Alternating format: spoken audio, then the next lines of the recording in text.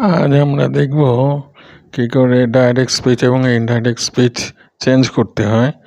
তাহলে direct speech কাকে বলে? যখন কর্তা নিজের কথা নিজেই বলে তখন তাকে ডাইরেক্ট স্পিচ বলে। যেমন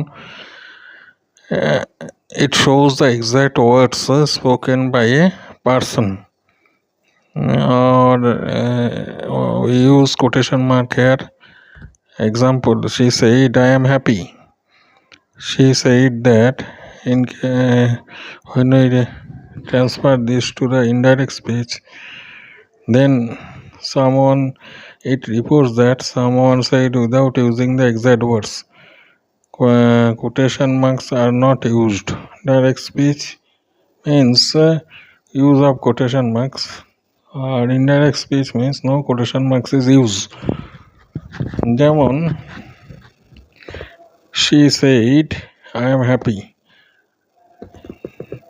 When we transfer it to the indirect speech, it is she said that she was happy.